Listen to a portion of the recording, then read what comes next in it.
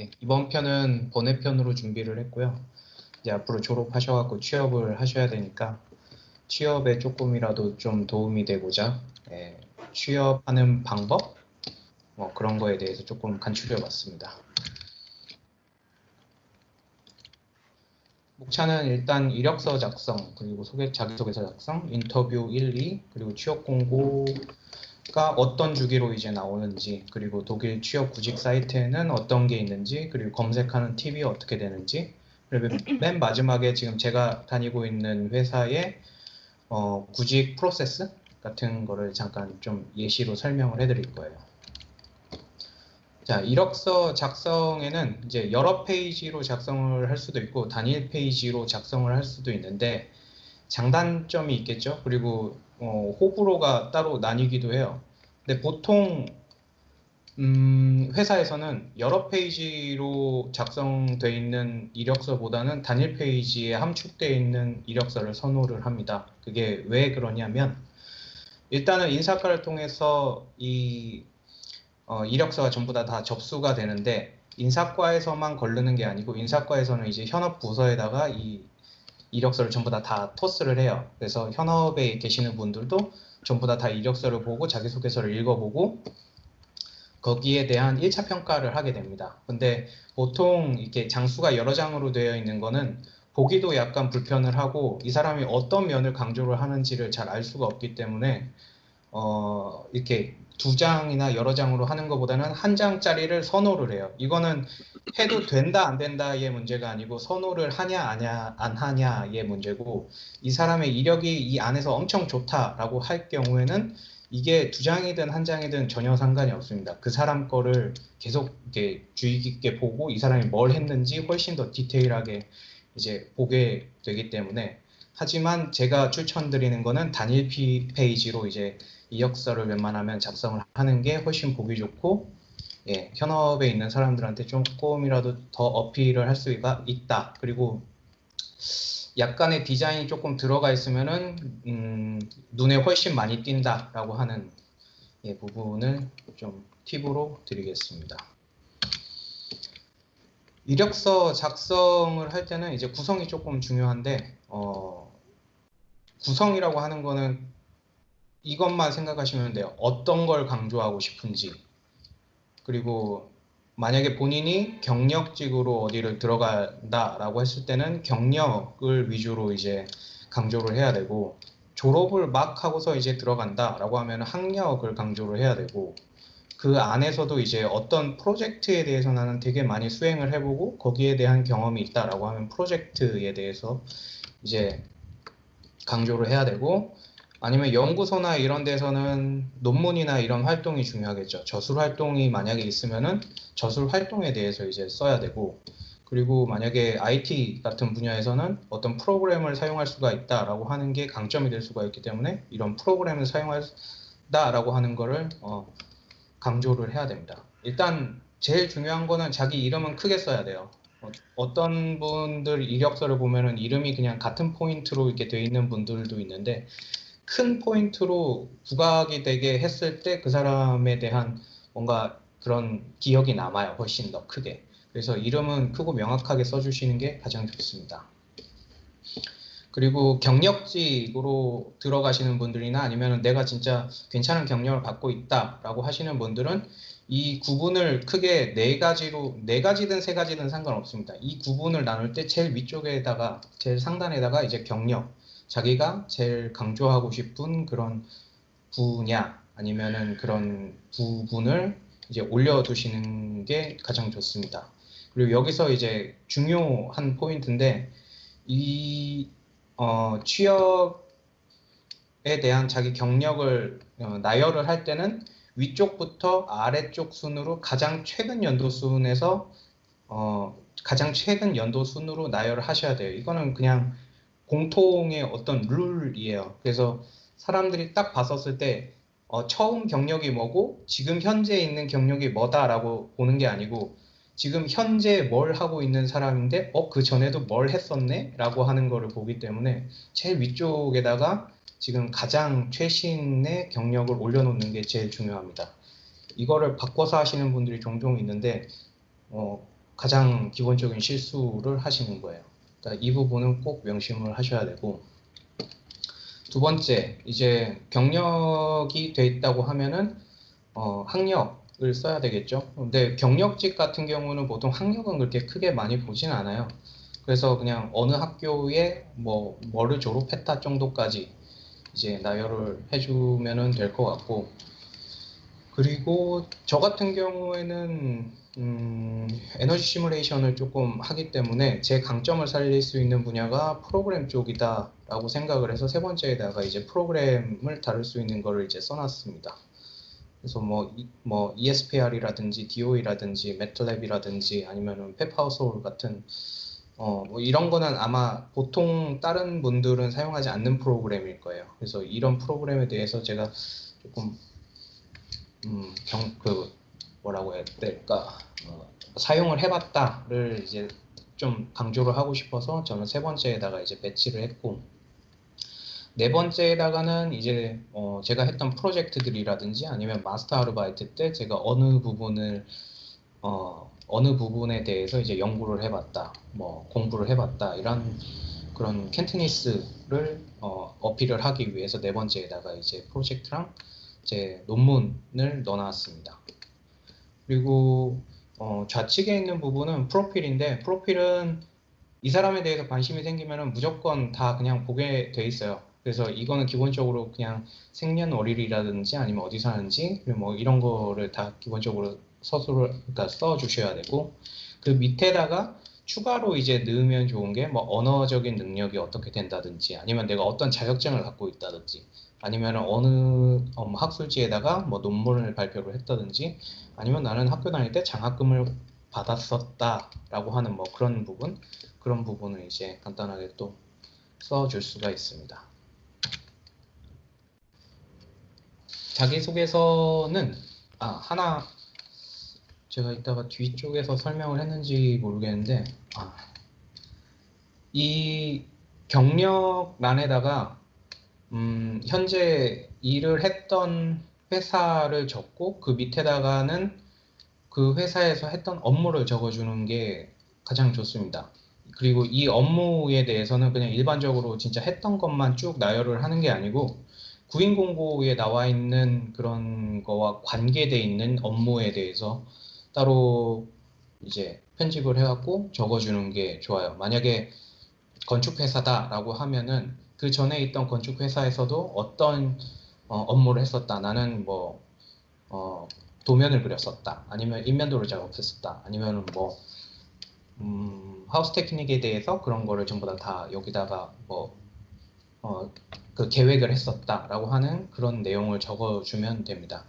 이 부분에 나와 있는 것과 구인 공고에 나와 있는 업무가 1대1로 매치가 됐을 때 이제 보는 사람은 이 사람은 바로 우리 회사에 들어와 갖고 실무에 투입을 해도 되겠구나 라고 하는 그런 생각을 1차적으로 갖게 되기 때문에 이 구인 공고에 나와 있는 업무와 여기 나와 있는 업무 설명을 1대1로 매치시켜 주는 것도 아주 좀 중요한 팁입니다. 그리고 자기소개서는 사실 양식이라고 할 거는 없어요. 한국 같은 경우에는 양식이 따로 존재를 하기는 하는데 독일에서 제가 봤을 때는 양식은 없었고 약간 편지 형식으로 해갖고 이제 서술을 하게 됩니다.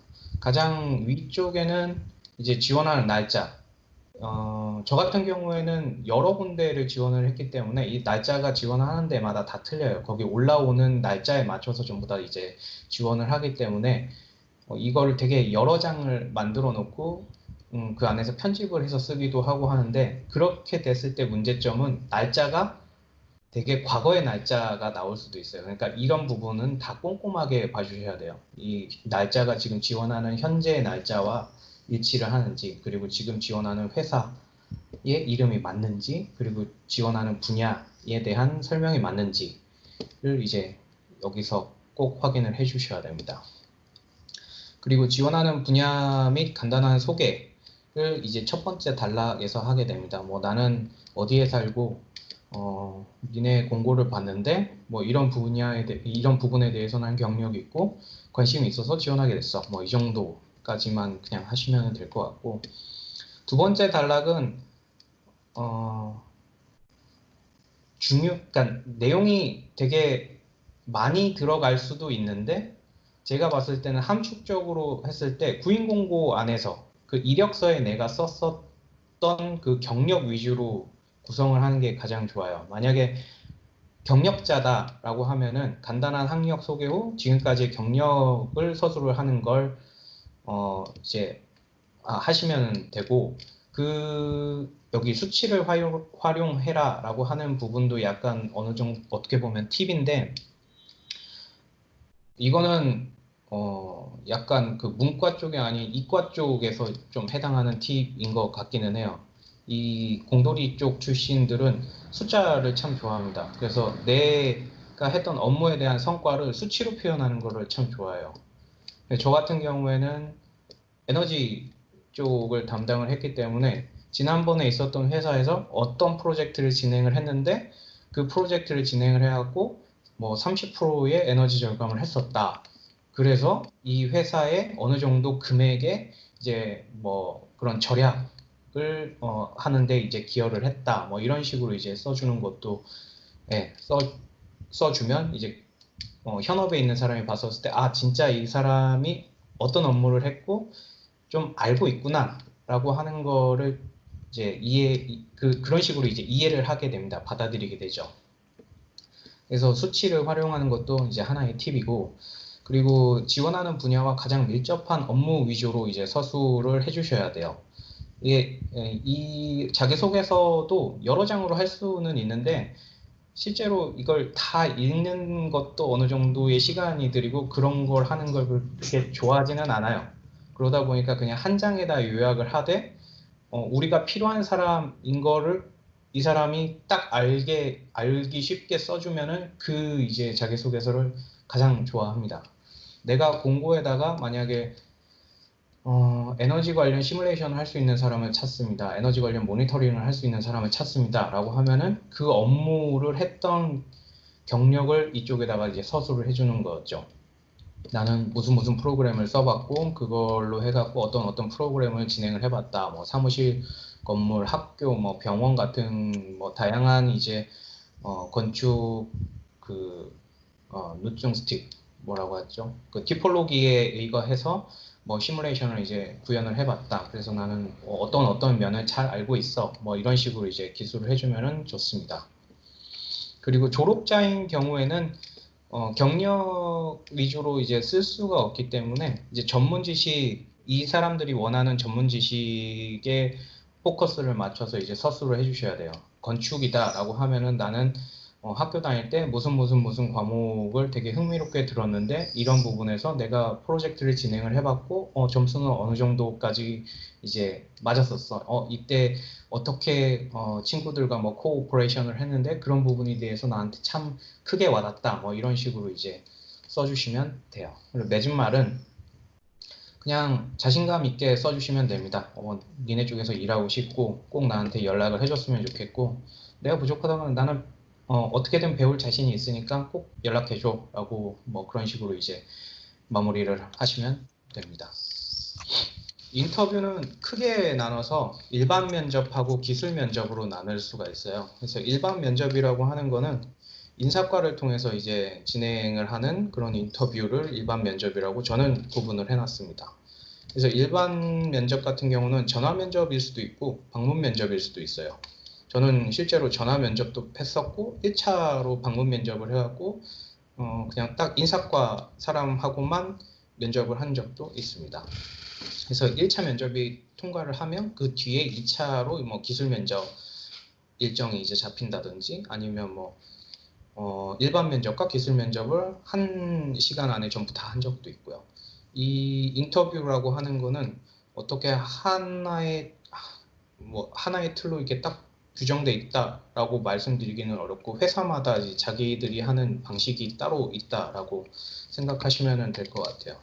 그래서 인터뷰 내용 안에는 제일 중요한 게 첫 번째랑 두 번째인데 이제 본인 소개. 지금까지 제가 이력서에 써놨던 거를 그대로라기보다는 조금 더 잘 풀어서 그 인터뷰를 보시는 담당자한테 나를 잘 파는 거죠. 그래서 내 소개를 잘 하는 게 일단 제일 중요하고, 이 소개의 내용은 이력서와 일치되게 하는 게 중요합니다.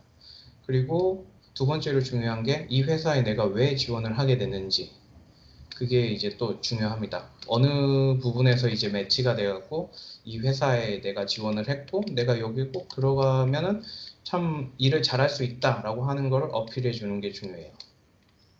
그리고 일반적으로 그 밑에 나오는 것들은 전부 다 일반적으로 면접관들이 저한테 할 수 있는 그런 질문들인데, 너의 장단점은 뭐가 있니? 여기서도 그냥 장단점이라고 했는데, 뭐 너의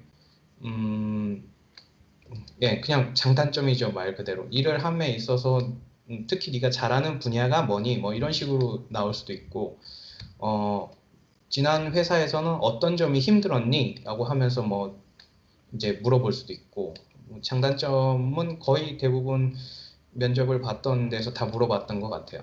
그리고 본인 캐릭터 뭐 몇 가지를 설명하세요.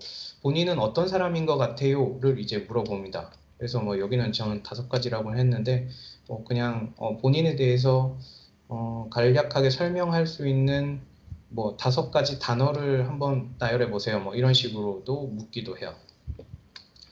그리고 우리가 뭐 당신을 다른 지원자들과 특별히 구분되게, 그러니까 기억에 남을 수 있게끔 할 수 있는 그런 부분이 있다고 하면은, 이력서에 서술되지 않은 당신만의 뭐 특기나 뭐 당신만의 뭔가 있으면은 그거에 대해서 저희에게 한번 이야기를 해주세요. 뭐 이런 것도 요구를 합니다. 뭐 그럼 저 같은 경우에는 나는 한국에서 왔고 뭐 이런 경험을 해봤고, 독일에서도 살아봤는데 뭐 서쪽, 동쪽, 남부, 북쪽 전부 다 살아봐고 아마 독일 사람들로서도 뭐 특게 흔치 않은 경험을 했었을 거야. 뭐 이런 식으로도 그냥 대응을 해요.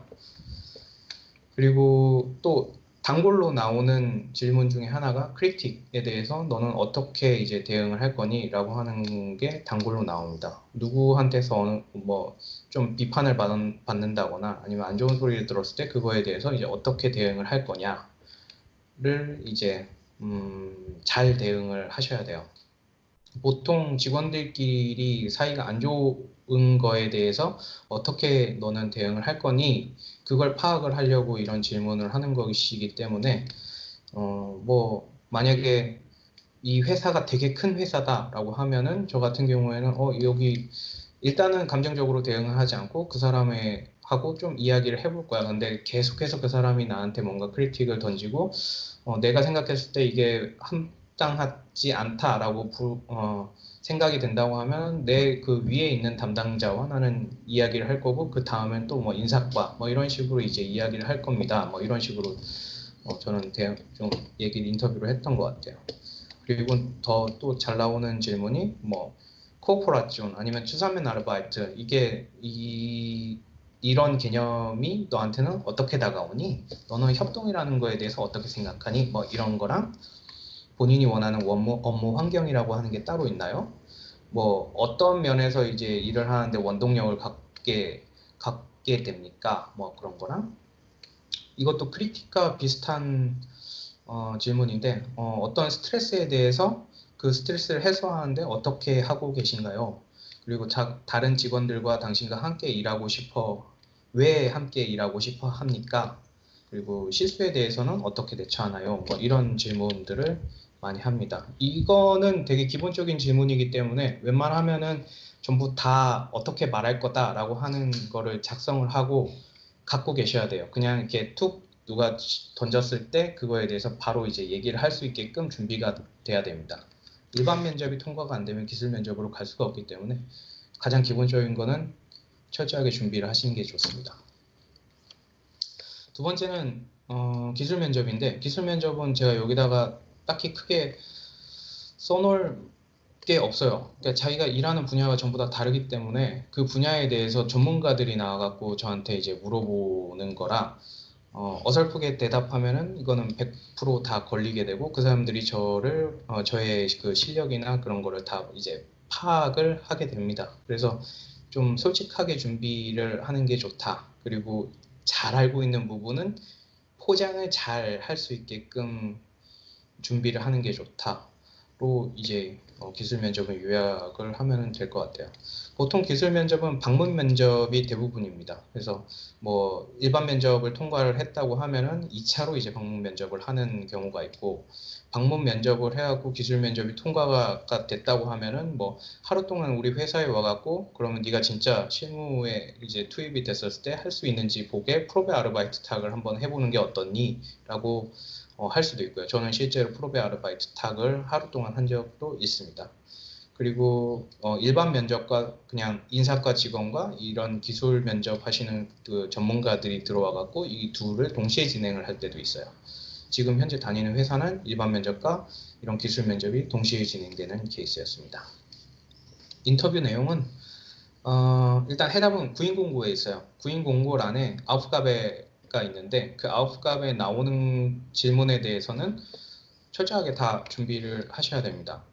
그래서 잘 모르는 업무라고 할지라도 그걸 대답을 할 수 있게끔은 준비를 해야 돼요. 이런 거는 내가 배우긴 했었는데 실제로는 뭐 경험은 없어. 실제로 그런 프락시스에서 뭐 활용할 수 있는 그런 경험은 없는데 충분히 이론적으로 배웠기 때문에 난 바로 적응할 수 있어. 뭐 이런 식으로 이제 좀 유도리 있게 대응을 하시면 될 것 같고요. 그리고 아까 그 자기소개서에 제가 써놨던 것처럼 수치를 활용한 대답을 좋아합니다. 예, 이거는 공과 쪽에 조금 치중이 돼 있는 팁이기는 한데, 네. 그리고 본인이 잘 아는 분야에 대해서는 확실하게 어필을 해야 돼요. 저를 잘 파는 것도 이 면접에서는 아주 중요하기 때문에 모르는 거는 어떻게 잘 넘어가더라도 아는 부분에 대해서 나 이건 진짜 100% 알아. 니네가 나한테 1도 터치를 안 해도 혼자서 이걸 다 할 수 있어 라고 하는 거를 보여주는 게 아주 중요합니다. 그리고 모르는 분야는 배우고 싶다는 아주 적극적인 자세. 네, 이것도 기술 면접에서 아주 중요하게 작용합니다. 그럼 취업에도 취업 공고에도 이제 주기가 있는데 이게 어떻게 나뉘냐를 설명한 장입니다. 이 구인구직 프로세스는 보통 2개월에서 3개월 단위로 돌아요. 제가 1월 달부터 시작해서 9월 거의 9월 달까지 계속 쭉 이제 공고를 찾아보고 이제 인터뷰를 보고 뭐 이런 구인구직을 진행을 했었는데 보통 2, 3개월 단위로 돌더라고요. 그러니까 만약에 1월 달에 내가 뭐 어디 인터넷 사이트에서 현재 제가 원하는 분야를 검색을 해갖고 한 10군데를 집어넣었다라고 하면은 그곳에서 이제 연락이 오고 인터뷰를 보고 뭐 합격이든 불합격이든 그 통보를 받는 데까지 2, 3개월이 걸리고 그 프로세스가 딱 끝나면은 그 다음 이제 또 시즌처럼 그 다음 취업을 또 준비를 합니다. 만약에 이제 제가 취업이 안 됐다고 하면은. 그래서 공고 게시일로부터 이력서 수집 및 인터뷰 날짜 설정하는 데까지는 보통 한 1개월이 걸려요. 그래서 인사과에서 이 이력서를 다 수집을 해갖고 해당 부서에다 넘겨준 다음에 그걸 토대로 이제 인터뷰를 잡는 거를 진행을 합니다. 그래서 이게 개별 인터뷰일 수도 있고 단체 인터뷰일 수도 있는데 그 기간도 보통 한 1개월 정도 걸려요. 그래서 하루를 잡아서 전부 다 이제 오라고 한 다음에 인터뷰를 볼 때는 조금 빨리 진행이 되겠지만 두세 명씩 그 일정을 못 맞춘다고 했을 때는 두세 명씩 진행을 해야 되기 때문에 좀 시간이 오래 걸릴 수가 있습니다. 그래서 이 인터뷰가 끝나게 되면은 이제 평가를 하겠죠. 그거에 대해서 인터뷰에 대해서 평가를 하고 그 사람들한테 이제 회신을 하고 구직이 됐다고 하면 이제 구직 프로세스는 끝나는 거고 만약에 좀 원하는 사람이 없었다라고 하면 재공고를 해서 이 사이클이 계속 돕니다. 저는 이게 보니까 2, 3개월 주기로 돌고 있구나를 확인을 할 수가 있었어요. 그리고 독일 구직 사이트는 일단 온라인 플랫폼을 보면은 가장 유명한 게 뭐 스텝스톤이나 엑스윙, 뭐 인디드 이런 데가 있겠죠. 링크드인도 자기 프로필을 올려놓고 헤드헌터들한테서 연락을 받기도 하기 때문에 링크드인도 저는 굉장히 좋은 플랫폼이다라고 생각을 합니다. 그리고 주벨, 글라스도어, 게할트 punk트데이 뭐 이런 데가 있는데 게할트 punk트데이 같은 경우에는 보통 자기 연봉 협상을 할 때 제가 원하는 연봉이 어느 정도 되는지를 알아보기가 참 좋은 사이트인 것 같아요. 그래서 뭐 에너지 매니저다 아니면 에너지 매니지먼트 베어프트락터다 뭐 이런 식으로 이제 나눠진 그 공고에 나와 있는 포지션을 딱 쓰면은 각 지역에 따라서 어느 정도의 그 연봉이 구성되어 있는지를 확인을 할 수가 있어요. 근데 그 연봉 차이도 엄청 폭이 크기는 해요. 뭐 3만 유로부터 시작해갖고 6만 유로가 될 수도 있고. 근데 이 3만 유로는 그냥 기준을 잡을 때 처음 시작하는 사람은 여기. 그리고 제가 봤을 때 한 경력이 2, 3년 있다고 하면은 한 이 정도까지는 받을 수 있겠구나. 현업에서 좀 많이 받는 사람은 이 정도까지도 받는구나를 그냥 감을 잡을 수 있는 그렇게 감만 잡으시면 됩니다. 그리고 독일 소재의 한국 기업을 원한다라고 하면은 제가 봤을 땐 코트라 무역관 쪽이 그냥 가장 괜찮은 것 같고 네이버에도 홈페이지가 따로 마련이 돼 있고 그 world잡.org인가 그 사이트로 들어가면은 이제 코트라 무역관에서 세계에 나와 있는 그런 구인 공고를 올려놓은 걸 확인을 하실 수가 있고 독일 같은 경우는 베를린 리포트에도 이제 많이 올라오죠. 그리고 그 외에 뭐 독밥이라고 하는 사이트에서도 이제 가끔 이제 종종 구직이 올라옵니다. 그리고 기업하고 공기관 홈페이지에서 직접 확인하시는 방법도 있어요. 그래서 그냥 일단 공기업 같은 경우에는 그 홈페이지로 들어가면은 보통 여기 커리어란이나 아니면은 뭐 잡이라고 써져 있는 데가 있는데 그런 데로 들어가 갖고 슈텔렌 아우스슈라이봉 뭐 이런 데를 딱 보면은 거기서 나와 있는 자기네들이 구인을 하는 그런 부분을 전부 다 이제 확인을 할 수가 있습니다. 그리고 일반 회사 같은 경우에도 따로 뭐 이쪽에 뭐 커리어란이나 아니면 잡란을 들어가면은 각 뭐 어디 회사가 여러 군데 위치에 있으면 그 위치에 따라서 원하는 포지션, 구하는 포지션들이 이제 다 나오고요. 뭐 PwC 같은 것도 이제 제가 알기로는 회계하는 사무소인데 이 회계만 하는 게 아니고 되게 다양한 분야에서 많이 사람들을 뽑고 있더라고요. IT 쪽도 많이 뽑고. 뭐 이런 데도 이제 각 분야별로 그리고 각 장소별로 이제 뽑고 있으니 원하는 회사가 있으면 꼭 그 회사에 들어가서 커리어란을 확인을 하는 걸 추천드립니다. 그리고 검색하는 팁이 하나가 있는데 이제 갓 졸업하고서 취업을 하는 사람들은 트레이니 아니면 압솔벤트 그리고 아인슈타이거라는 키워드를 이제 넣어서 검색을 하면은 좀 좋아요.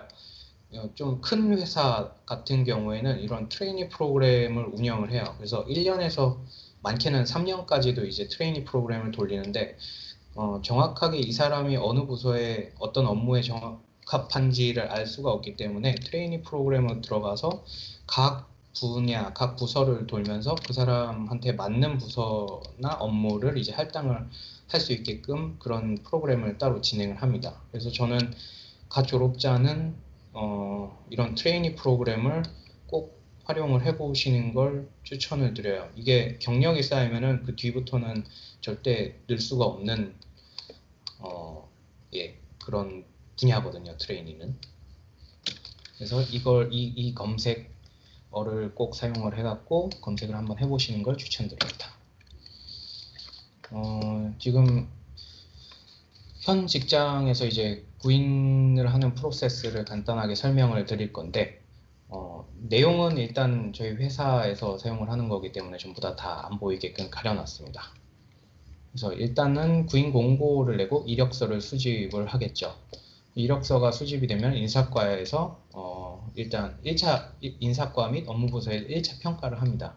인사과에서 수집된 이력서들을 각 부서에다가 뿌려요. 뿌린 다음에 여기는 이제 그 지원자들에 대한 개인정보가 들어가 있고 여기는 인사과 쪽에서 이제 봤었을 때 이 사람이 어떻다라고 하는 그런 평가들이 들어가 있고 저희 같은 경우에는 이 부분에다가 뭐 이게 여러 개가 될 수도 있고 하나가 될 수도 있어요. 근데 여러 개로 나눴을 때 어떤 업무로 나누고 이 사람은 여기에 대해서 좋다 안 좋다 어떤 경력을 갖고 있다 와 이 사람은 정말 잘 알고 있다 뭐 간단한 그냥 이력서만 보고 이력서와 자기소개서만 보고 저희 쪽에서 1차적으로 딱 오는 그런 거에 대한 평가, 그 사람 지원자에 대한 평가를 씁니다. 그리고 뒤쪽에다가는 이제 이 사람에 대해서 인터뷰를 요청을 할 건지 안 할 건지, 그리고 저희 같은 경우에는 순위도 써놓기는 해요. 그래서 1순위로 이 사람을 우리는 뽑았으면 좋겠다. 이 사람이 안 될 경우는 2순위다. 뭐 이런 식으로 이제 작성을 하는 1차 평가서. 그냥 마트릭스라고 부르기는 하는데 1차 평가서를 합니다. 그럼 이걸 토대로 이제 인사과에서는 면접 일정을 조율을 하고 그 면접에 이제 질문을 할 질문지를 작성을 해달라고 요구를 합니다. 그러면은 저희는 일반 면접에 대한 질문지는 이제 인사과 쪽에서 질문을 하겠죠. 그걸 이제 작성을 하고 기술 면접 질문지에 대해서는 각 업무부서에서 이제 작성을 해요. 그래서 점수는 1부터 6까지로 이제 나눠서 점수를 매기는데 1이 안 좋은 거고 6이 이제 좋은 겁니다. 면접이 끝나고 나서 그 사람이 이제 일단은 이 질문지는 1번부터 해갖고 순서대로 돌 수도 있고 아니면 1번에서 점프를 해갖고 이거 왔다 갔다 할 수도 있어요. 그냥 그 사람이 대답하는 거에 따라서 이미 여기에 들어가 있으면 거기로 점프를 해갖고 또 그냥 자연스럽게 인터뷰를 진행하기 위해서 뭐 다른 질문부터 먼저 하기도 합니다. 근데 보통 이렇게 작성된 질문은 전부 다 해요. 다 하고 거기에 대해서 각 채점을 매깁니다. 그래서 그 사람 면접이 45분으로 진행이 되고 45분 이후에는 그 사람이 나간 뒤에 이제 남아 있는 담당자들끼리 이제 채점을 합니다. 나는 1번 질문에 대해서는 이 사람이 한 3점 정도밖에 안 되는 것 같아. 다른 사람들은 나는 5점 정도는 줘도 될 것 같은데 라고 생각을 해서 의견을 조율을 한 다음에 그냥 같이 이제 점수를 맞춰서 줍니다. 그래서 뭐 여기도 4점 여기도 4점이다 라고 하면은 그거에 대한 그냥 평균으로 4점, 뭐 4.6점이다 라고 하면 5점, 뭐 이런 식으로 해갖고 최종 점수를, 이 문항에 대한 최종 점수를 매기게 돼요. 그래서 이 문항은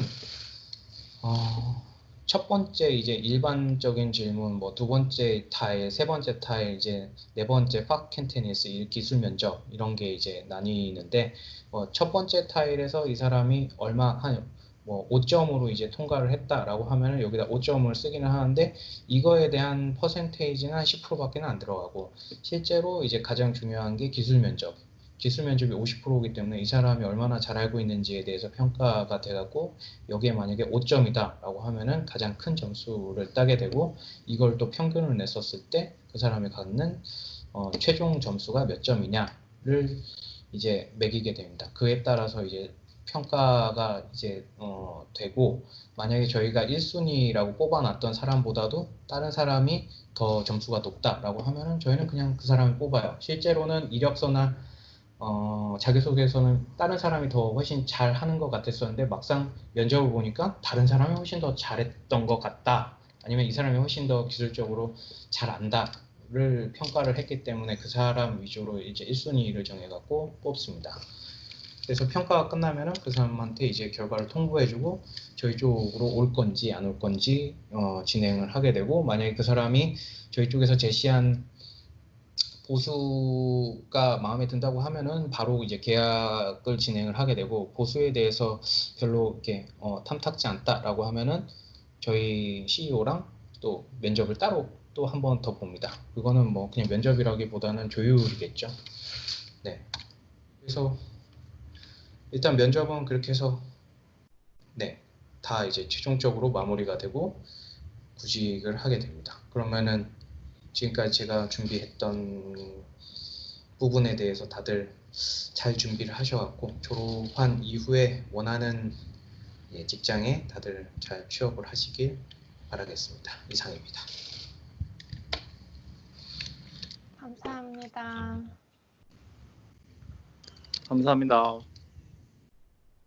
네. 아유. 질문 있으십니까 혹시?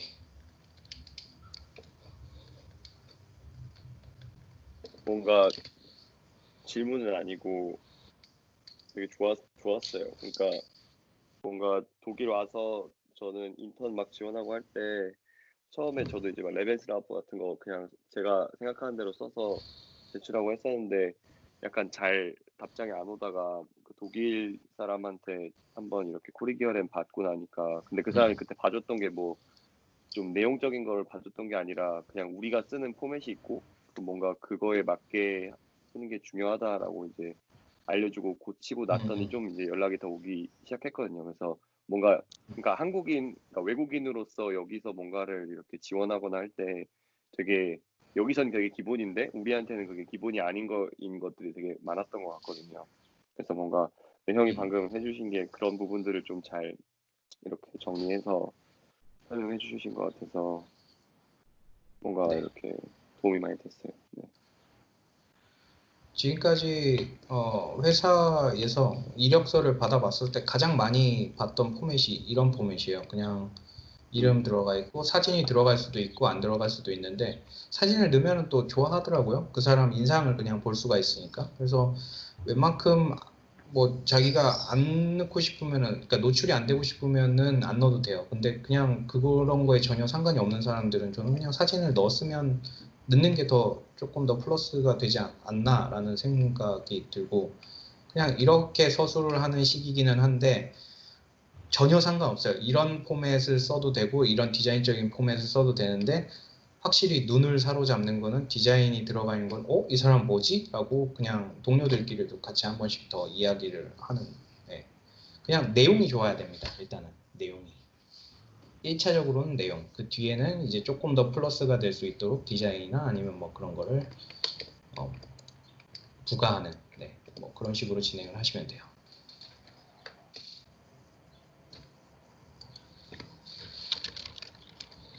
저도 근데 최근에 그 준영님의 간단한 이야기를 듣고 이력서를 한 장으로 줄였는데 확실히 줄이는 과정을 많이 하니까 좀 필요 없는 것들이 많이 빠져서 좋은 것 같아요. 뭔가 불필요한 내용들이 있었던 것 같고 그런 거를 빼는 게 좋았던 것 같아요. 될 수 있으면은 줄이는 것도 되게 중요하기는 한데 늘리는 것부터 시작을 하는 것도 저는 괜찮은 것 같아요. 그래서 일단은 제가 생각했을 때 저에 대해서 다 나열을 해보는 거예요. 그게 3장이 됐든 4장이 됐든 쭉 나열을 해보고 각 구인 공고를 보면은 그 사람들이 원하는 게 다 조금씩 틀려요. 그래서 그 회사에서 원하는 것만 추려갖고 따로 이렇게 원페이지 이력서를 만드는 것도 되게 효과적이기는 해요, 사실. 네. 근데 그렇게 하기가 그렇게 좀 노력이 많이 들어가야 되죠. 이제 하나하나 다 달라져야 된다는 얘기니까 레벨스업가 그렇지. 좀 품이 많이 들. 자기소개서도 그치. 자기소개서도 사실 저는 요번에 지원한 회사에는 딱 요렇게만 써서 보내기는 했는데 제가 써놨던 다른 거를 보면은 한 3페이지짜리예요. 그래서 제일 위에는 거의 비슷하고 그 두 번째에다가 이제 학력에 대해서 쭉 써놔요.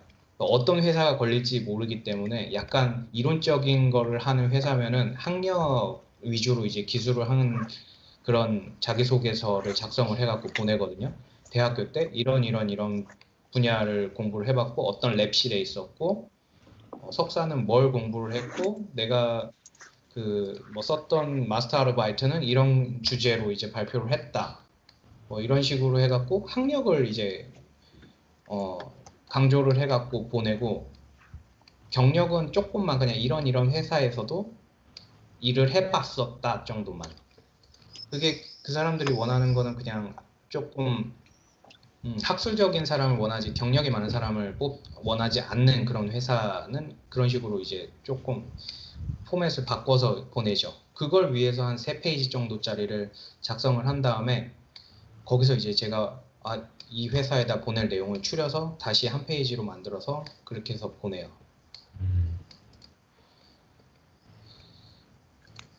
네, 어쨌든 뭐 이런 지원 과정에서 어쨌든 서류가 통과돼야 그 다음에 면접을 보는 거잖아요. 그래서 그렇죠. 서류를 통과하기 위해서 갖춰야 되는 뭔가 기본적인 것들을 갖추는 게 되게 중요한데, 근데 결국에는 이런 게 한편으로는 면접에서 결국 좀 뭔가, 그러니까 면대면으로 만났을 때 그 사람이 풍기는 어떤 이미지나 그리고 뭔가 그러니까 이런 어떤 글로 써진 것들 말고 실제로 이제 만나서 대화하면서 느껴지는 것들이 좀 더 결정적이지 않나라고 생각이 좀 들거든요. 그러니까 맞아요. 결국에는 그러니까 결국 뭐 얘가 좀 더 일 더 잘하고 뭐 못하고는 사실 중요한 게 아닐 수도 있을 것 같아요. 뭔가 뭐 공학 쪽은 좀 다르긴 하지만 뭐 아무튼 어쨌든 얘랑 같이 데리고 일을 해야 되는데 얘가 얼만큼 나랑 합이 잘 맞게 일을 할 수 있는지 사실 그거는 근데 그냥 겪어봐야 아는 거잖아요. 이력서나 기고용제죠. 자기소개서만 또, 보고는 네. 평가를 하기가 조금 그렇죠. 그래서 그렇지만 평가를 해야 되고 이번에 그쵸. 평가를 하긴 해야 그건 되고. 그렇고 그게 이제 아이러니한 거죠. 이번에 면접을 진행을 했었을 때 1순위로 뒀던 사람과 2순위로 뒀던 사람이 있었는데 네. 실제로 면접을 진행을 해보니까 1순위로 뒀던 사람은 경력도 괜찮고 지식도 많고 그런데 이 사람이 왜 우리 회사로 이직을 하려고 하지? 라고 하는 궁금점이 하나가 있었고 네. 그렇게 크게 우리 회사로 들어와야 되겠다라고 하는 그런 모습이 안 보였어요. 일단은. 그리고 약간 돈을 조금 더 올려받기를 원하고 그걸 되게 솔직하게 말하더라고요. 그리고 지금 있는 회사에서는 어느 정도 업무량이 있는데 그거보다 여기가 조금 더 덜 할 것 같아서 왔다라고. 근데 그 인터뷰를 딱 진행을 하고서 두 가지로 확 나뉘었는데 인사과 쪽에서는 안 좋아했어요.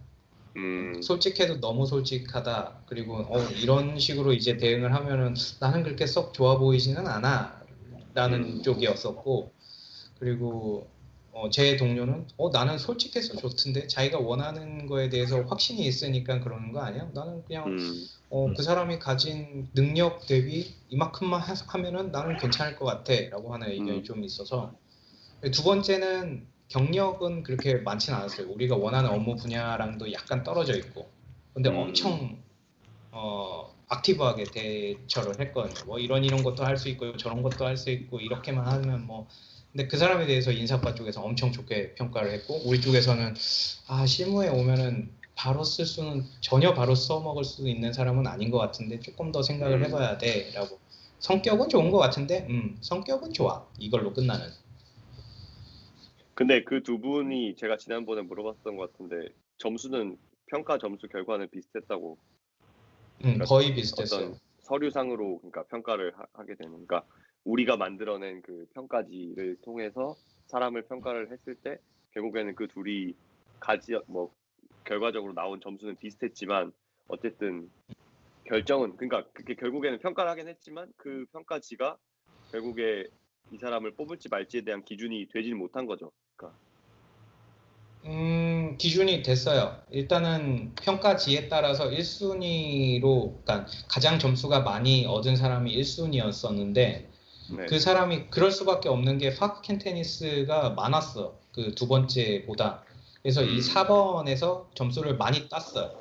근데 두 번째 사람은 여기에서는 조금이라기보다는 그 1순위보다는 한 20-30% 정도는 빠지는 것처럼 보이기는 하는데 1, 2, 3번에서 엄청 좋은 평가를 받았어요. 그러니까 이것도 어떻게 보면 합치면 50%잖아요. 그렇죠. 네, 그러다 보니까 여기에서 점수를 많이 따다 보니까 이게 그냥 능력만 있다고 되는 게 아니구나라는 걸 저는 거기서 처음 딱 느꼈거든요. 웬만큼만 첫 번째 사람이 자기를 웬만큼만 좀 준비를 해갖고 잘 커버를 했으면은 그 두 번째 사람보다 훨씬 좋은 점수를 받을 수가 있는데 그냥 자기 능력만 믿고 1, 2, 3번을 좀 너무 간과했구나라는 생각을 그때 받았어요.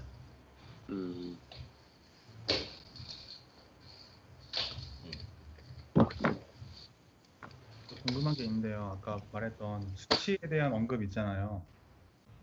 네네네. 그런 건 주로 어떤 수치를 말하는 거예요? 80% 그치. 그러니까 내가 진행해봤던 거에서는, 그러니까 뭐 그냥 간단하게 예를 들게요. 건축과 같은 경우에서는 공모전이다라고 하면은 공모전에서 2등을 해봤다, 아니면은 1등을 해봤다. 뭐 이게 수치겠죠. 1등, 2등이라고 하는 거 자체가 그냥 공모전에 나갔다가 아니고. 아니면 네. 라이스통스팟을 그리고 어디부터 어디까지 했다 뭐 이런 거. 그렇죠. 네, 정확하게 뭐 나는 이런 라이스통스팟에 또 진행해봤다가 아니고 라이스통스팟에는 1부터 3까지는 진행을 해봤고 4부터 5까지는 내가 참여는 못했지만 뭐 좀 뭐 부분적으로만 이렇게 했다. 부분적으로는 어떻게 했다. 되게 디테일한 걸 좀 좋아해요. 그래야지 이 사람에 대해서 업무 능력을 평가를 할 수가 있거든. 그 제가 지금 저도 뭐지? 준영 씨 지난주인가 지지난주에 보내주신 그 PDF 레벤슬라프 보고 저도 한번 만들어 봤는데 네. 그 포맷이 되게 좋더라고요. 그 왼쪽에 이제 짧은 란에 간단한 기타 기술을 좀 하고 오른쪽에 이제 메인 프로젝트나 이런 자기 직업 경험 혹은 이런 것들을 하는 게 되게 네. 좋아요. 근데 여기서 저 같은 경우 이제 석사 졸업하고 바로 지원하는 경우잖아요. 근데 그렇죠. 네. 저는 이제 그러니까 아웃빌딩을 제일 위에 놨어요. 그래서 그렇죠. 그렇게 구성하셔야죠. 네. 그리고 근데 나름 지금까지 사무실에서 했던 게 꽤 일이 많아가지고 한 3년 다녔으니까. 근데 네네. 이 경우에 지원할 때도 뭐라 그러지? 네. 그러니까 저는 일을 할 게 최근엔 다 프라이에 미다바이터로 일을 해가지고 나름 경력은 이제 네. 되긴 했는데 근데 저는 지원할 때 사실 프라이에 미다바이터로 한 게 이게 뭐라 그러냐 정식 완전 풀타임이 아니라 그냥 학생으로서 좀 파트타임을 한 거잖아요. 그래서 그렇게 내가 이걸 경력으로 산출을 하고 싶지 않은데 근데 나는 그냥 대학교 학부 졸업생으로서 지원하고 싶다라고 할 때 좀 더 내가 뭔가 자기소개서나 이런 데 첨가해야 되는 문구가 있나요? 제가 만약에 세진 씨 같은 입장이라고 하면은 이력서 구성을 저도 제일 위에다가는 아우스빌딩을 놓기는 할 건데 네. 그 비중을 크게 잡지는 않을 거고 네. 그 밑에다가 저는 베르프리시의 그냥 에어파롱 자체를 넣던지 아니면은 밑에 프로젝트란을 되게 크게 키울 것 같아요. 지금까지 하셨던 프로젝트에 대해서 되게 강조를 많이 하는 거지. 나는 학생이기는 했지만 졸업은 뭐 이렇게 하기는 했지만 그거보다 플러스가 되는 거는 실제로 일을 이만큼 해봤다. 그래서 현업에 나갔을 때 이제 나는 바로 투입이 될 수 있다라고 하는 점을 되게 강조를 많이 할 것 같아요. 그냥 독일 사람들도 똑같아요. 그냥 처음에 들어왔었을 때 손이 많이 안 가는 사람을 되게 좋아하더라고요. 저도 그렇고.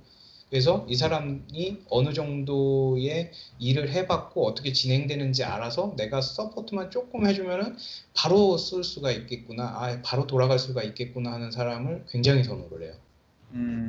그렇기 때문에 세진 씨 같은 경우는 지금 프라이빌리시 미타르바이터로 일했든 아니면 베악슈투덴트로 일을 했든 그 경력이 엄청나게 저는 많이 플러스가 될 거라고 생각을 해서 그 부분을 강조를 많이 할 것 같아요.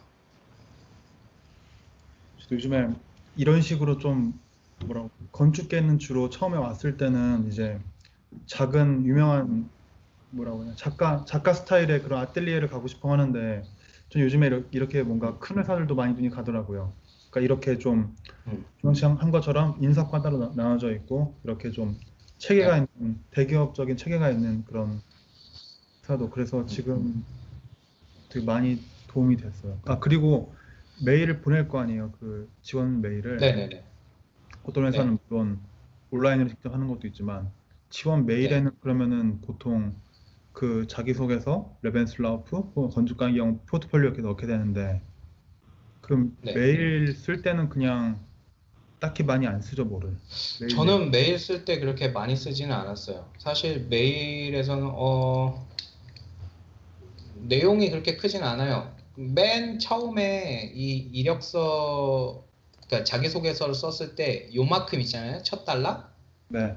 그 부분 정도가 이메일로 들어가면은 들어갔다고 생각하시면 돼요. 그래서 나는 누구고 니네 그 배워봉을 받고 그래서 이런 부분에서 이렇게 관심이 있어서 지원을 하게 됐어. 내가 필요한 모든 서류는 첨부를 했으니 이걸 확인을 하고 나에게 꼭 기회를 줬으면 좋겠어. 뭐 이런 식으로만 했던 것 같고 그리고 들어가야 될 게 만약에 이력서에 이 부분에 만약에 자격증이나 아니면은 졸업을 했으면 당연히 졸업증명서가 있겠죠. 이 부분에 대해서 내가 써놓은 거를 증명할 수 있는 서류가 있으면 그건 무조건 동봉해야 돼요. 아, 그래요? 네. 내가 만약에 여기 언어다라고 하면은 체아인스다라고 하면은 언어 체아인스에 대해서 뭐 이제 땄던 서티피카트라든지 그리고 뭐 아우스 빌딩을 했다, 아니면 포트 빌딩을 했다, 바이터 빌딩을 했다라고 하면은 그거에 대해서 이제 조이그니스가 있으면 그 조이그니스를 넣고, 그리고 뭐 경력 같은 거에는 딱히 조이그니스는 없을 수도 있는데 대신에 아르바이트 조이그니스라고 해갖고 그 회사를 다니면은 회사에서 써주는 게 있어요. 이 사람은 언제부터 언제까지 일을 했고 뭐 어떻게 일을 했습니다를 이제 써주는데, 그런 거를 이제 같이 꼭 동봉을 하셔야 되고요. 아, 진짜요? 네네.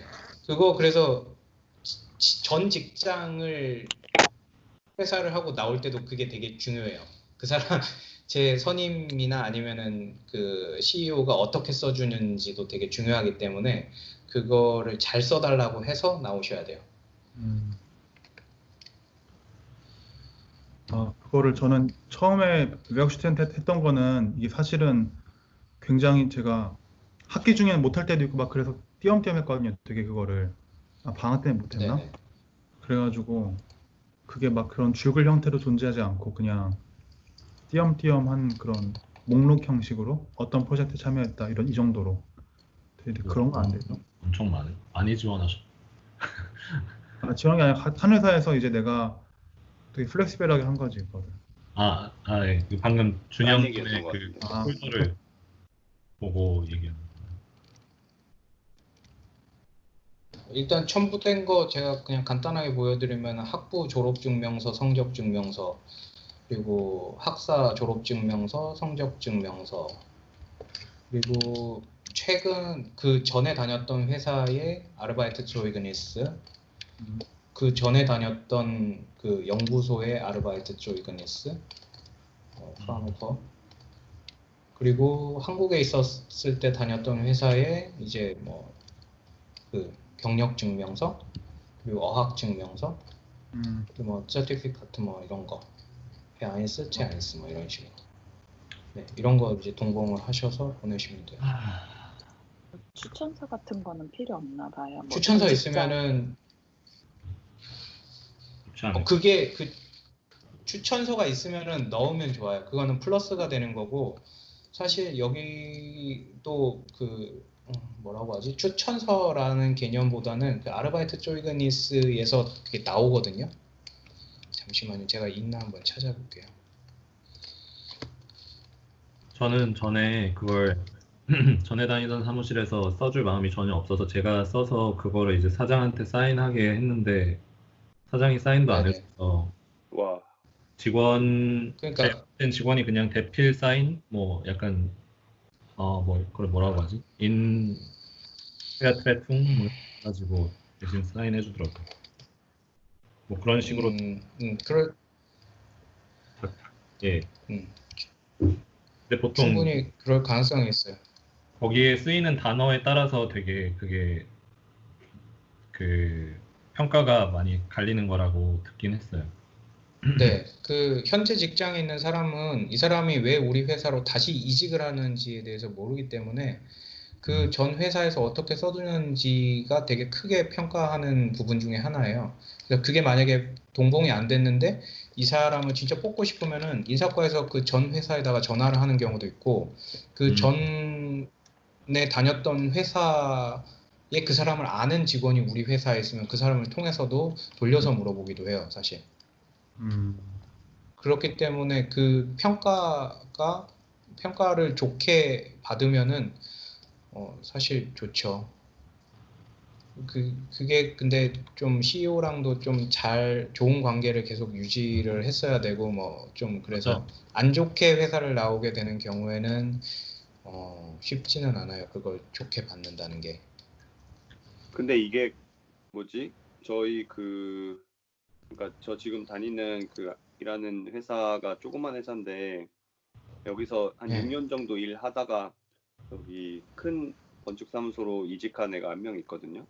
근데 걔 같은 네. 경우는 여기 사무소에서 뭐 어떤 조이그니스나 이런 거 받고 나서 지원한 게 아니라 그냥 다니던 도중에 지원을 해서 합격하고 나서 이제 그만둔다고 얘기를 한 거라서 뭐 어떤 그런 네네. 배샤이니콘 같은 거를 따로 안 낸 걸로 알고 있거든요. 그런 경우에는 당연히 바로 받을 수가 없으니까 안 내도 상관없어요. 그거는 충분히 이해가 되는 사유고, 나중에 낙과이젠 하면 되는 그냥. 네, 그 뒤에 이제 이직을 한다라고 하고 회사에다가 써달라고 해서 들어가면 돼요. 근데 이직을 하면은 뭐 거의 끝난 거기 때문에 사실 좋게 써주나 안 좋게 써주나 그거는 그렇게 큰 문제는 안 되는데 이미 퇴사를 한 상황에서는 그게 이제 적용이 안 되는 거지. 그렇죠. 근데 네. 제가 요즘 고민 중인 게 하나 있는데 저도 이제 구직을 계속 하고 있으니까 네. 저는 요번에 좀 작업이 좀 좋거나 좀 유명한 건축 사무실도 지원을 이전에는 그런 거에 이제 큰 의미를 두지 않고 있다가 그런 걸 이제 좀 찾아보고 지원을 했는데 요번에 하나 이제 프락티쿰으로 그러니까 면접을 보게 됐는데 오늘 800유로인가밖에 안 주더라고요. 프락티쿰은 800유로? 프락티쿰은 그럴 수 있지. 그럴 수 있긴 하죠. 근데 뭐 네. 어떻게 보면 사무실 자체는 뭐 작업도 괜찮고 그렇긴 한데 만약에 800유로로 시작을 하면 이게 어쨌든 뭐 정직원으로 계약을 진짜 뭐 엄청난 능력을 발휘하지 않는 이상 정직원으로 계약을 했을 때 그 올라가는 재계약할 때 그 금액도 그렇게 크게 향상이 되지 않을 수도 있다는 생각이 들어서 근데 지금 사실 그래서 아까 말한 게 프락티쿰이 아니고 트레이닝이라고 하는 부분을 제가 말을 한 건데 프락티쿰은 말 그대로 학생, 지금 현재 대학교 다니는 사람들한테 이제 혜택을 주는 어떻게 보면 인턴 같은 개념이고 그래서 금액이 작아요. 근데 트레이닝 같은 경우에는 실제로 입사를 하는 사람들하고 동급이거든요. 거의 똑같아. 그냥 첫 단계 신입이라고 생각을 하면 되는 거라 여기서는 금액이 프락티쿰하고 비교도 안 될 정도로 처음에 시작을 하죠. 먹고 살 수 있게끔 충분히 주고. 제가 이제 경험한 바로는 그거를 이제 그냥 회사 측에서 인턴으로 지원을 해도 너는 압솔벤트니까 그냥 뭐 이 정도에서 시작을 그러니까 뭐 보통 한 2,000에서 2,500 사이로 뭐 이제 시작을 하는 경우가 많은데 음. 아무래도 유명한 데는 사람이 워낙 많이 몰리니까 걔네는 딱히 그럴 필요가 없어서 더 그런 것 같기도 하고 그리고 아틀리에 형식으로 된 그러니까 그냥 아틀리에 형식의 건축사무소는 트레이닝 개념이 없는 것 같고 보통은 네, 조금 작은 건축사무소는 대부분 트레인이라고 하는 게 없죠. 부서도 네, 뭐 단촐하고. 거기 되게 유명한 사무실에서 엄청 클 줄 알았는데 20명 정도 된다고 하더라고요, 직원이. 음, 음. 요즘 그거에 대해서 이제 그런 걸 시작을 해봐야 되나. 물론 이건 되게 제 가치에 관한 문제긴 한데, 한편으론. 그래도 현실적인 문제가 이게 얽혀 있는 거라. 금액도 금액이고 나중에 취업을 하고 그 이후에 이제 뭐 비자도 신청을 하게 될 텐데 취업 비자로 그 금액으로 취업 비자를 받을 수 있을지 없을지 잘 봐야 돼요. 아마 안 줄 거예요. 800유로면 저 근데 비자가 안 나올 거야. 저는 비자가 2024년까지 그냥 워킹 비자로 나와 있거든요. 워킹 비자로 2024년까지. 그 투자츠블라트에 지금 회사 명이 써져 있어요? 안 써져 있어요? 안 써져 있어요. 제가 그거를 가서 한번 바꿨어요. 아, 그렇구나. 회사, 그러면은 그거 갖고 네, 계속 일을 하고 머무는 데는 괜찮기는 하지만 그렇죠. 예. 그 네, 이후에 맞아요. 예. 뭐 나중 세금도 사실 어떻게 보면은 안 잡힐 것 같고. 그래서 그것도 그렇고 만약에 영주권을 신청을 한다고 했을 때 영주권 신청할 때도 또 그 재정 증명을 넣어야 되는데 그 그러니까요. 금액 갖고는 영주권을 안 줄 거고 뭐 네. 2024년까지만 그냥 인턴으로 경험을 하고 한국을 갈 거다라고 하면은 상관없지만 그 이후를 봤을 때는 저는 처음부터 괜찮은 자리로 들어가는 게 훨씬 나을 것 같아요. 그러니까 외국인이니까 약간 선택하는데 조금 제한이 많이 걸려 있기는 해요. 어느 정도로 주는 회사로 안정적으로 2년 이상을 다닐 수 있게끔 하는 데를 처음에 고르는 게 가장 좋아요. 그 뒤에 영주권을 신청을 하고 받으면 네. 그 뒤부터는 이제 뭐 800유로를 진짜 받고 그거에 만족하면서 이제 일을 할 수 있는 데가 있다고 하면은 뭐 그걸 가는 거는 괜찮기는 하지만 처음 시작을 잘못 발을 담그면은 나중에 많이 꼬여요. 당연하게 한 3개월에서 6개월 정도 이상 이후에도 그 금액을 주면 당연히 안 다닐 것 같긴 한데 음. 그게 네. 뭐 일단 시작부터 이제 아무래도 경력이나 학력이 그렇게 뭐 좋지 않은 사람을 정직원으로 쓰는 건 얘네도 부담이 있을 테니까 그래서 프락티쿰도 같이 이제 지원을 하고 있긴 하거든요. 그런 개념. 네. 저 같은 경우에는 처음에 지원을 할 때 이제 트레이니 프로그램이나 이것도 트레이니라고는 써져 있기는 한데 뭐 분야가 IT이기는 하지만 40시간에서 그러니까 15시간에서 40시간으로 돼 있잖아요. 워킹. 15시간이라고 하면은 뭐 거의 인턴하고 비슷한 그 프락티쿰 개념이라고 봐도 되고 40시간이라고 하면은 풀타임이기는 한데 되게 선택폭이 자유로운 거죠. 뭐 이런 걸 보면은 네, 확인을 잘 하고서 들어가셔야 될 것 같기는 해요. 네. 네. 각 회사마다 확인을 해보면 제일 좋은 거는 일단 여기서 스텝스톤에서 찾아갖고 만약에 이런 회사도 있었네 라고 하면 그 회사 홈페이지는 무조건 들어가고 커리어란을 꼭 봐요. 그러면은 그 스텝스톤에 올라와 있던 것만이 아니고 그 회사에서도 뭐 따로 지원하는 프로그래밍이 있으면은 그 프로그램 같은 거에 지원을 하는 것도 좋거든요. 여기는 그냥 제가 한번 봤던 그 뭐라고 하지? 데이터 사이언스 하는 그런 회사인데 여기도 딱 졸업생들을 위한 이제 스타트 프로그램이 따로 있더라고요. 뭐 이런 걸로 이제 지원을 하는 것도 하나의 방법이고 이제 막 졸업한 사람들은 약간 경력자보다는 약간 폭이 좀 선택할 수 있는 폭이 큰 것 같기는 해요. 이때를 잘 선택을 해서 잘 활용을 해야 돼.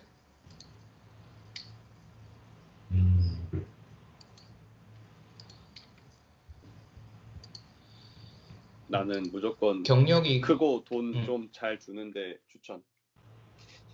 왜냐면 외국인으로서 살려면 아까 형이 말한 것처럼 나중에 문제를 생각했을 때 비자를 문제없이 받는다든지 아니면 뭐 그런 것들을 다 고려하자면 근데 모르겠어. 뭐 당장 일단 시작할 수 있는 데서 시작하는 것도 사실 지금 이 코로나 시기에 그게 더 맞는 걸 수도 있고 뭐가 맞는 건지 모르겠어. 경험상으로는 빨리 시작을 할 수는 있는데 나중에 더 느리게 갈 가능성이 커요. 1년을 두고 취업을 꾸준히 찾아보고 지원을 해서 좋은 데를 가는 거랑 당장 눈앞에 들어갈 수 있는 데를 구해갖고 3, 4개월 안에 취업을 해서 들어갔을 때 만약에 그게 취업 기간이 1년 반이 걸린다. 앞에 거 좋은 걸 찾아서 들어가는 게 1년 반이 걸린다라고 해도 나중에 이제 영주권까지 받고 그 뒤에 다른 회사로 이직을 하고 하는 걸 보면은 1년 반을 투자를 하는 게 훨씬 나아요. 처음에 인턴으로 들어가갖고 금액 못 받고 조건에 안 맞고 그 뒤에 또 따로 취업이 안 돼갖고 계속 인턴으로 연장이 되고 뭔가 하는 것 같기는 한데 그게 저는 제일 중요한 게 여기서 생활을 할 수 있는 조건을 맞추는 게 되게 다음 스텝으로 갈 수 있는 조건을 맞추는 게 되게 중요하다고 생각을 하거든요. 저도 그렇게 생각이 됩니다. 네. 근데 그게 안 되면은 나중에 시작은 빠를지언정 나중에 2, 3년이 그냥 거의 날아가요. 근데 이게 제가 느끼기에는 건축 설계 사무실은 대체로 제가 말하는 형태로도 많이 뽑고, 그러니까 프락티쿰 아니면 그냥 약간 정직원이어도 사실 한 1, 2년 정도를 보통 다 하고 또 이직을 하는 경우가 많은 것 같고, 이제 형님처럼 이렇게 좀 더 큰 사무실, 회사 이런 데는 좀 더 장기적인 관점으로 훨씬 더 장기적으로 보고 접근하는 게 맞는 것 같습니다. 형님 이번에 지원하는데 어디야? 나 이번에 큐넨 말베티라는 사무실에서 거기 그게 별로 안 크구나. 아 거기 좀 작은 줄 알고 있긴 했는데 거기. 근데 뭐 확정은 아니고 인터뷰를 보긴 했는데 근데 사무실 작업이 워낙 다양하고 그냥 재밌을 것 같다는 생각은 드는데 돈을 너무 안 줘서 이거는 뭐 거기는 그 뭐지? 사무실 명성에 비해서 너무 홈페이지가 구리던데. 맞아. 그런 데가 몇 개 있는 것 같아. 너무 그 아웃플레종이 너무 옛날 거야. 그런 거를 신경 안 써도 다 올 사람은 온다의 개념인 것 같아. 뭐 보니까 그냥 인터내셔널한 그런 환경을 지향하는 것 같아. 음. 근데 그게 설계에 큰 뜻이 있어야 정말 그런 데를 이제 그렇게 좀 돈을 적게 받고라도 할 수 있겠구나라는 생각도 들고. 음. 그냥 면접 보라니까 한번 보긴 경험 삼아 보고 그냥 뭐 1시간 수다 떨고 뭐. 어디든 그 회사를 가든 안 가든 그거와 상관없이 면접을 보는 거는 무조건 도움이 돼요. 네, 저도 그거를 생각하고 있는데 그게 되게 중요하다는 느낌을 많이 받는 것 같아요. 네. 일단 초대가 됐으면은 무조건 준비를 해요. 그 준비를 한 게 나중에 생각지도 못한 기회가 왔었을 때 준비할 시간도 없었을 때 되게 나한테 도움을 많이 줘요. 음, 해본 거랑 안 해본 거랑의 차이, 그리고 그 해봄에서 오는 여유, 그게 되게 많이 틀리거든요. 음, 요번에 그 독일 애들 면접을 제가 심사를 하러 들어간 것에도 불구하고 되게 크게 느꼈던 게, 외국인이랑 독일 애들이랑 똑같구나를 되게 많이 느꼈어요. 걔네가 들어와도 떨어요. 걔네가 들어와도 떨고 말 버벅이고 생각 안 나면은 중간에 거의 멘탈 나가는 애들도 있고. 네, 똑같으니까 그냥 준비를 많이 하면 할수록 그 실패를 줄이는 것 같아. 그게 내가 하는 언어 자체가 독일어냐 영어냐 그거랑 크게 상관이 없고 그냥 준비를 한 사람이 이기는 거예요.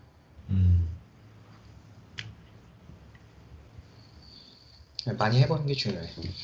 네, 뭐 그냥 좋은 인터뷰였다 이 정도로 만족하는 걸로. 네.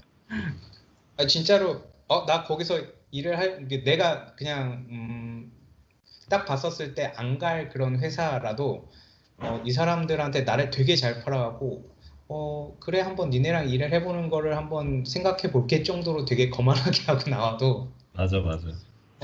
이게 좀 좋은 경험인 것 같아요, 확실히. 그러니까 네. 뭐 어떤 식으로 면접을 해야 되는지 확실히 좀 더 경험이 쌓이는 것 같긴 해요.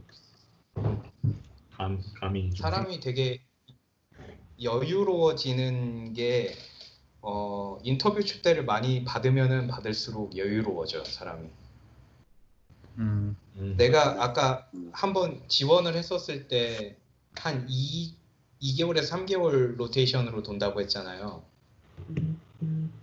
처음에 이제 딱 봐갖고 한 10개에서 15개 정도 리스트를 찾아서 그 회사에다 한 번에 쫙 다 뿌려요. 근데 연락이 한 군데나 두 군데만 오면은 약간 쫄려요. 근데 한 세 군데에서 5군데 사이에서 오면은 뭔가 내가 들어가지도 않았는데 내가 선택을 할 수 있을 것 같은 그런 느낌이 있어서 그렇지. 면접을 보는 데서도 조금 심적인 여유가 있으니까 자유로워져. 훨씬 더 잘 돼. 맞는 것 같습니다. 네.